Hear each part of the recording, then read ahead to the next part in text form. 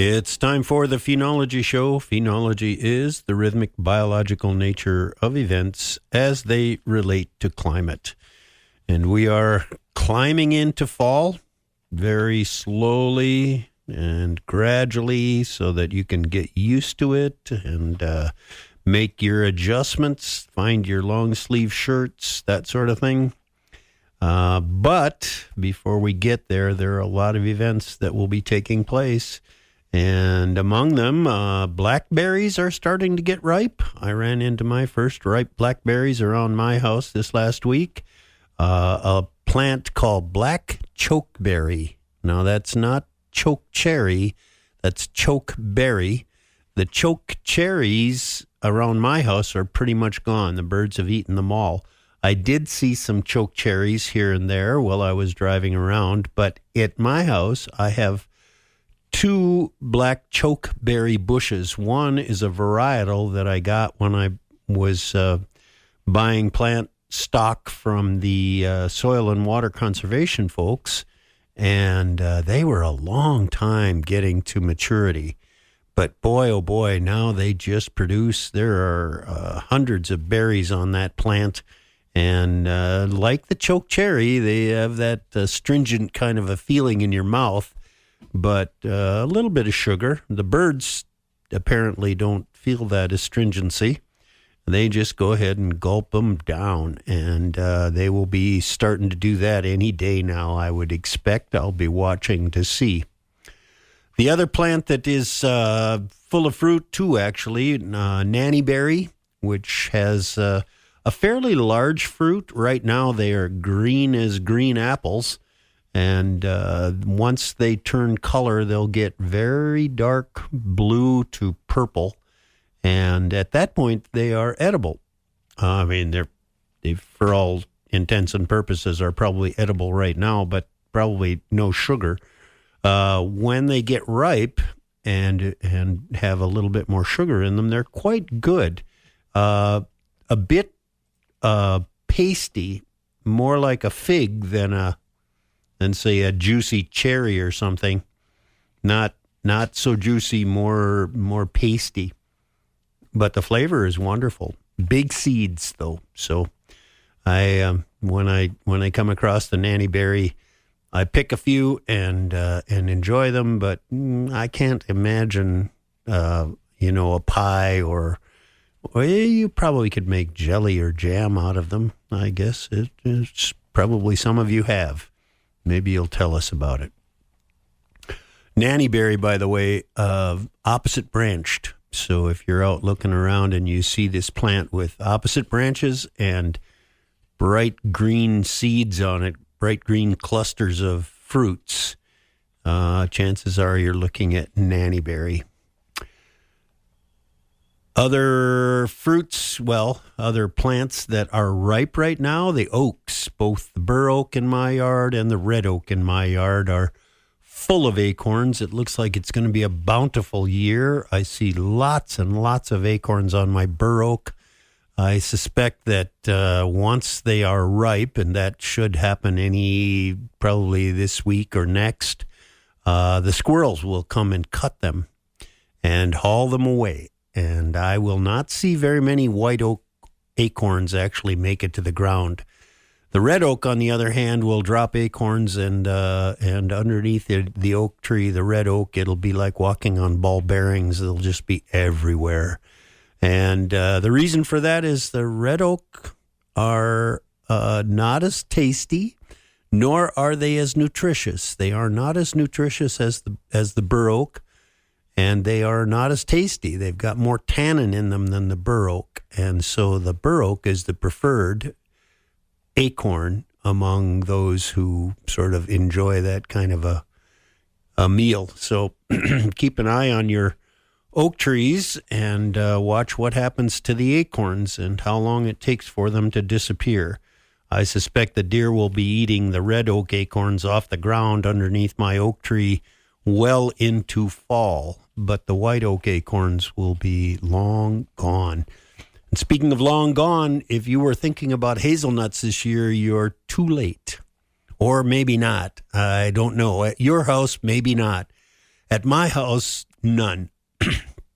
I've been watching them all summer, and they last week, at this time last week, there were a few left out of, this one shrub that I look at, an American hazel, probably had 30 or 35 nuts on it. And last week it probably had like 7 to 10 that were still on the plant. And this week, none. So hazelnuts, very popular among lots and lots of animals. Just about every animal you can think of that's tall enough to get in there. And some of them, like chipmunks and squirrels, will climb up. I once saw a woodchuck, a whistle pig, up in a hazel, chewing on the hazelnuts. So they are exceedingly popular when they're ripe, and those guys they're watching them, and once they become ripe, they eat them in a hurry. The other in the tree group that I've been looking at, the balsam poplars, the balm of Gilead's. If you're driving down the highway this morning, look in the ditches. This variety of popple tends to grow near water, or it likes to be wet. It'll be very close to the bottom of the ditch. Seldom seen growing up on really high ground, mostly because everybody else outcompetes it. But the balsam poplars are starting. They have this red. The underside of the leaf, the top of the leaf is dark green. The underside is light green and splotched with red. Red like a horse's red, chestnut red. Anyway, as the wind blows, or just the overall color of the balsam poplars as you're driving down the highway is a bit to the brown or to the red side of things, and they're pretty easy to pick out. So if your eye is sort of accustomed to the colors out there, you'll look for the reddish-looking green. And I know I don't know why that is, but for me, like if I look at a white pine, the needles appear kind of blue-green. And if I look at a Norway pine, the needles are just sort of green.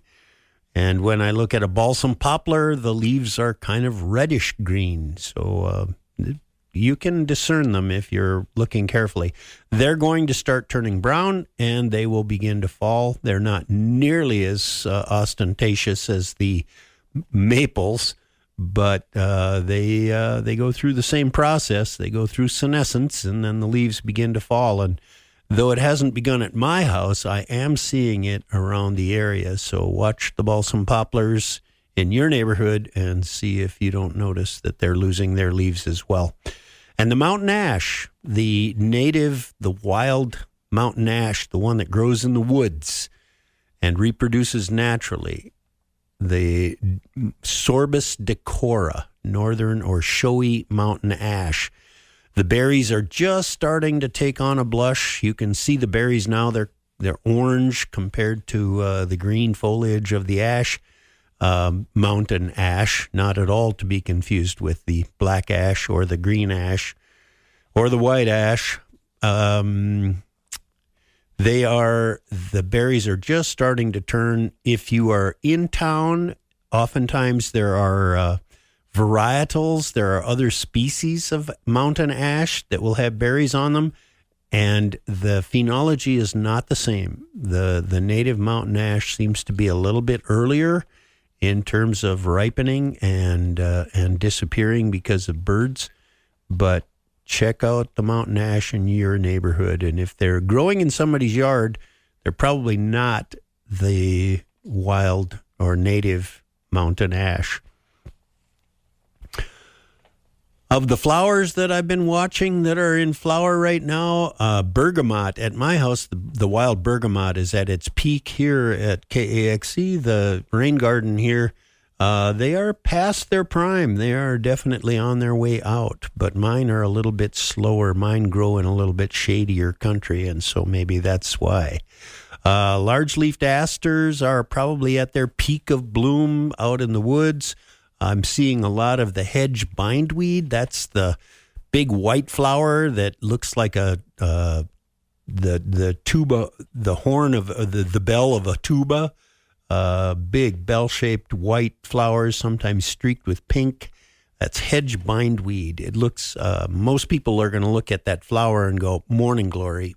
But morning glory doesn't grow here, or at least it if it does, it's been planted by somebody. It doesn't reproduce and just be found wild in the woods.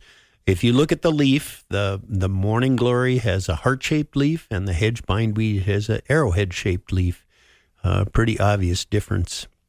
Sawtooth sunflowers, those are, for the most part, most of the sunflowers you're seeing out there are probably the sawtooth sunflower. If you look at a sunflower, the wild ones, you've got these rays of yellow, and then the central disc, which is the flower itself. Looking around on the backside of that flower head, look at the green bracts that kind of close over the bud as it's developing.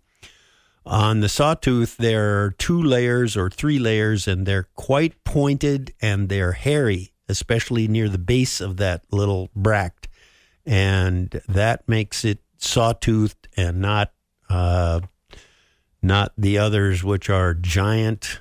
And I can't remember the the common name of it, but there are lots of sunflowers out there. Most of the ones that I am looking at are sawtooth sunflowers.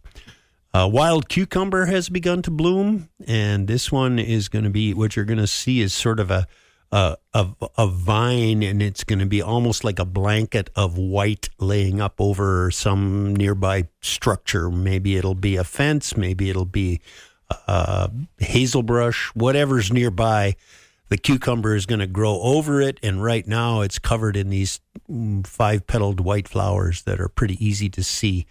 And they'll see these big, like I say, big blankets of white kind of growing over nearby foliage. The gray goldenrod began to bloom last week on Tuesday, just after we talked. And the gray goldenrod, if you go to KAXE's Season Watch page, I have posted a picture, and I describe the gray goldenrod as looking a bit like a finger slightly bent.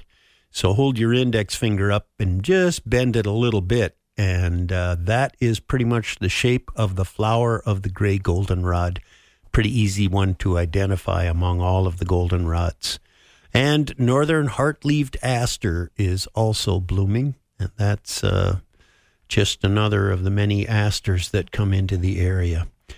Among the birds, you may have heard earlier, Dave Lorenz mentioned that the orioles had left his area. I saw flocks of crows, grackles, and starlings this last week.